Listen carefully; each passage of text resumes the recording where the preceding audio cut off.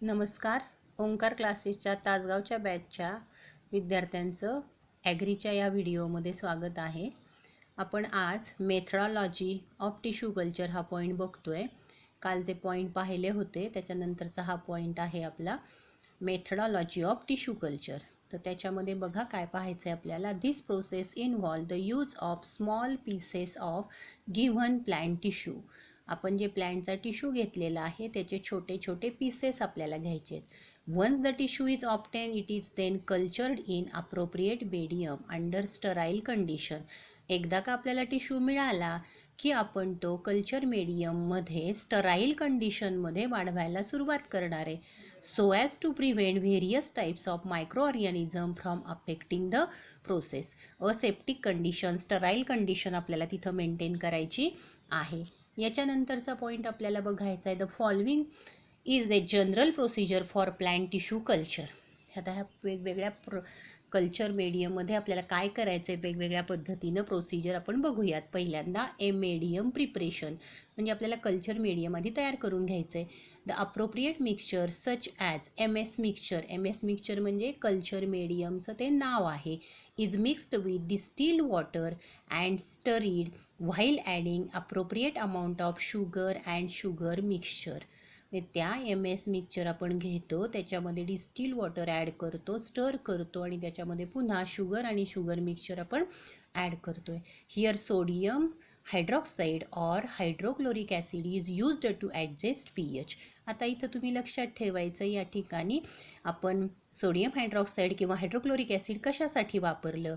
Content used here will depend on the plant to be cultured. आपल्याला कुठलं plant वाढवायचं आहे त्याच्यानुसार आपण त्याच्यातले कंटेंट घेणार आहोत.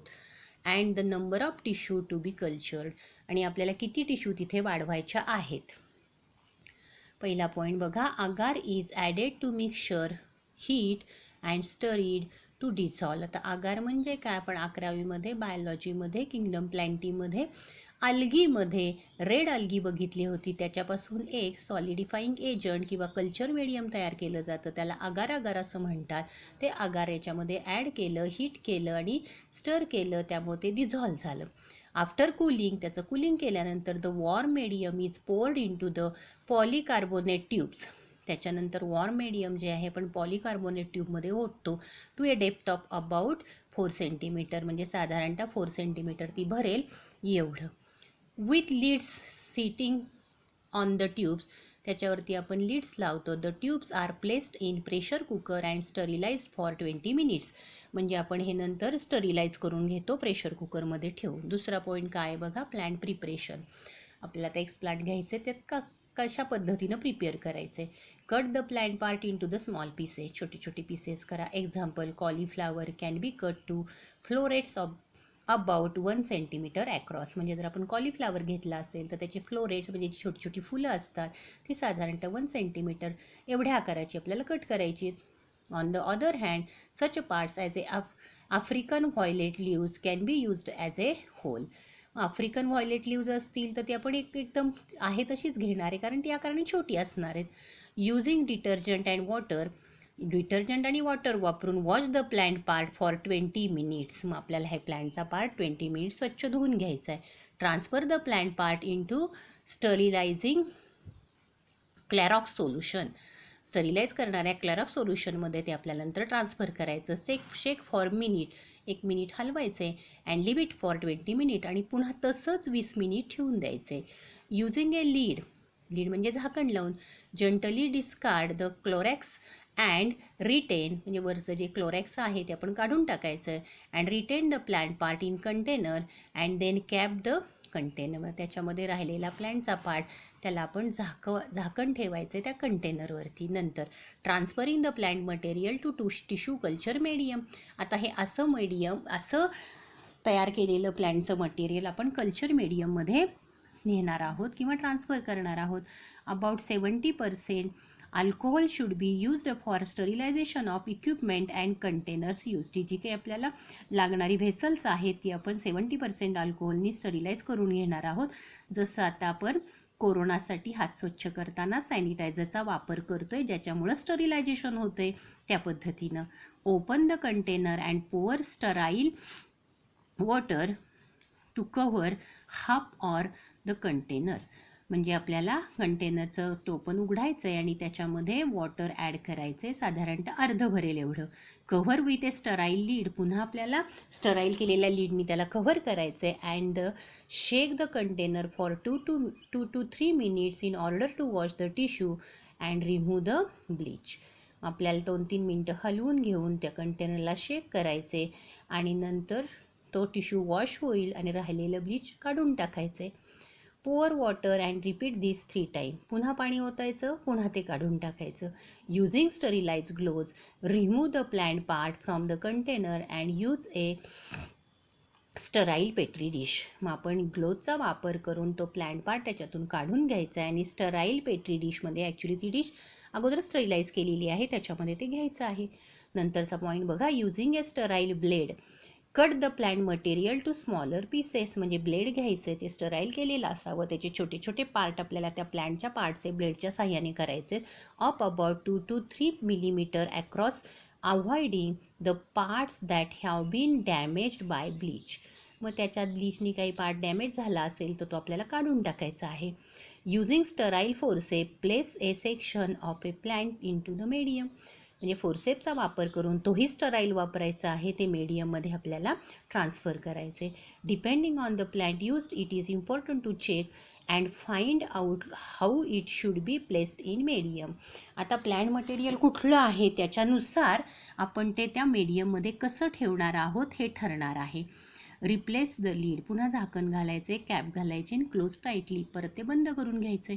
This procedure will result in development of callus. या प्रोसिजरनंतर कॅलस डेव्हलप होईल. कॅलस म्हणजे काय, mass of cell, unorganised mass of cell तयार होतं, त्याला आपण कॅलस म्हणतो. म्हणजे त्या टिश्यू वाढतात, त्या सेल वाढतात आणि गठ्ठा तयार होतो. Which then produces shoot after a week. त्याच्यानंतर पुन्हा शूट तयार होतं, म्हणजे stem, shoot system. Once the shoot develop, एकदा शूट तयार झालं, then plant section may be placed in the right environment. नंतर हे सगळं आपण राईट एन्व्हायरमेंटमध्ये ठेवायचे. With light warmth for further growth, आणि म्हणजे पुन्हा वाढीसाठी आपल्याला ते ठेवायचं आहे. आता याच्यानंतरचे पॉईंट आपल्याला बघायचे आहेत. Advantages and disadvantages. 2 मार्कचा क्वेश्चन असू शकतो ॲडव्हान्टेजेस, 2 मार्कला क्वेश्चन असतो डिसॲडव्हान्टेजेस. पहिला पॉईंट बघा, large scale multiplication and developing true plant in laser time and small space. मोठ्या प्रमाणामध्ये आपण रोपं तयार करू शकतो छोट्या जागेमध्ये आणि कमी वेळेमध्ये. Production of the disease free plant round A year is possible irrelevant of climate. हे क्लायमेटचा कुठलाही परिणाम न होता वर्षभर आपण हे तयार करू शकतो. Production of plant is possible, plant आपल्याला तिथं तयार करता येतात. पुढचा point, highly beneficial for plants where regular propagation is difficult. ज्या ठिकाणी रेग्युलर प्रोपोगेशन करणं शक्य होत नाही ह्यासाठी हे चांगलं आहे. Example, crops like sugar cane, grapes आणि बनाना, त्याच्यात सीड्स नसतात, सीडमार्फत आपण करू शकत नाही. In dioecious fruit plant, production of the female plant is possible through micro propagation. Example, पपैया. म्हणजे डायोसियस जी प्लांट असतील त्याच्या साह्यानं आपण फिमेल प्लांटच जास्त प्रमाणात तयार करू शकतो. Production of homozygous plant by doubling haploids. ते हॅप्लॉइड्स आपण डबल करून एकत्र घेतले तर त्याच्यापासून आपण होमोझायगस प्लांट तयार करू शकतो. Helps in fast multiplication of rare species. Rare म्हणजे ज्या दुर्मिळ स्पीसीज आहेत त्या वाढवण्यासाठी उपयोग होतो. Embryo culture to overcome डॉर्मन्सी.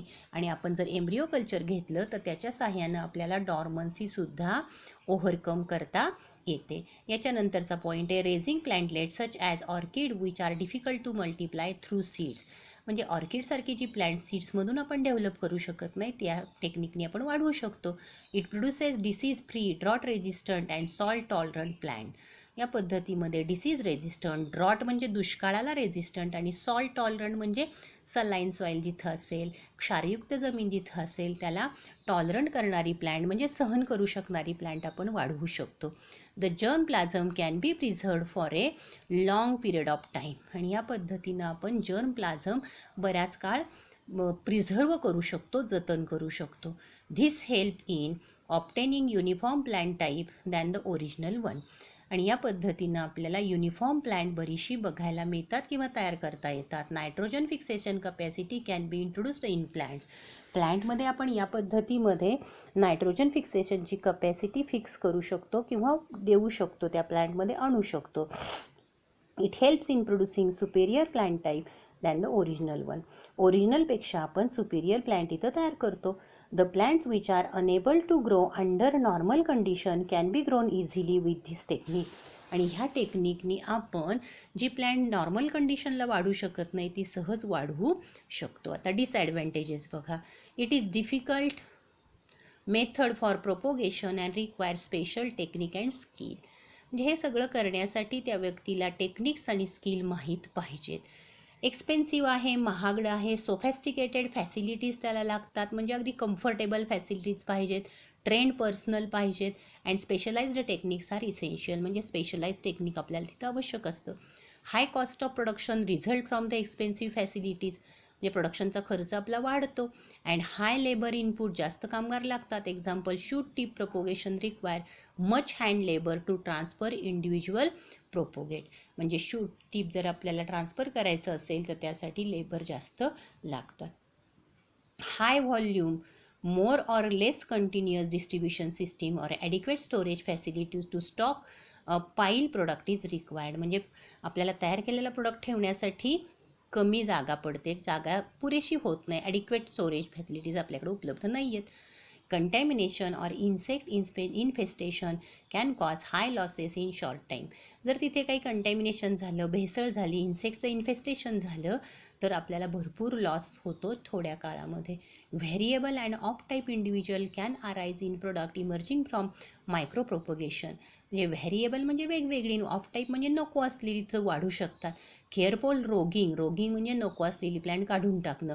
Prior field testing of the new product and continuous research and development are essential to decrease this risk. आणि हे जर करायचं असेल तर आपल्याला नेहमी केअरफुल रोगिंग करावं लागतं प्रायर टू फील्ड टेस्टिंग, म्हणजे फील्डचं टेस्टिंग करण्यापूर्वी. Economics and marketing are key to the success of commercial production. आणि याच्यामध्ये शेवटी आपला फायदा कसा होणार आहे की इथं इकॉनॉमिक्स आणि मार्केटिंग हे फार महत्त्वाचा घटक आहे. Decreases genetic variability. आणि याच्यामधून जेनेटिक व्हॅरिएबिलिटी काय होते, डिक्रीज होते. आता इथे एक पॉईंट ब्रॅकेटमध्ये दिलेला आहे, तो तेवढा आपण बघूया. Plant material should be sterilized so as to remove any bacteria or spores that may present. For the plant, the medium culture act as a greenhouse that provide the explant with ideal environment for optimum growth. This includes being free of microorganisms, that microorganisms नसतात, nutrient as well as right balance of the chemicals and hormones. chemicals आणि हार्मोनचा व्यवस्थित balance त्याच्यात असतो. Such media as BAP, TDZ are used while such hormones as IBA, हार्मोनचं नाव आहे, and IAA are used to induce growth. म्हणजे या पद्धतीनं आपण पहिला जो आपला टॉपिक होता मोड्स ऑफ रिप्रोडक्शन हा कंप्लीट केलेला आहे. तर याच्यावरचा आज मी तुम्हाला होमवर्क देईन आणि नंतर परत तुम्ही एकदा सगळा होमवर्क पुस्तकाखाली जो एक्झरसाईज दिलेला आहे पुस्तकामध्ये तो व्यवस्थित बघून घ्यायचा आहे. ज्यांचा होमवर्क आत्तापर्यंतचा झाला असेल त्यांनी शक्यतो आपल्या व्हॉट्सअपला टाका, आपल्या ग्रुपला टाका. फक्त मुलंच ह्या ग्रुपला आहेत, एकाचा बघून दुसरे तरी करायला त्यांना प्रेरणा मिळेल. त्यामुळे लवकरात लवकर होमवर्क ज्यांचा झाला असेल त्यांनी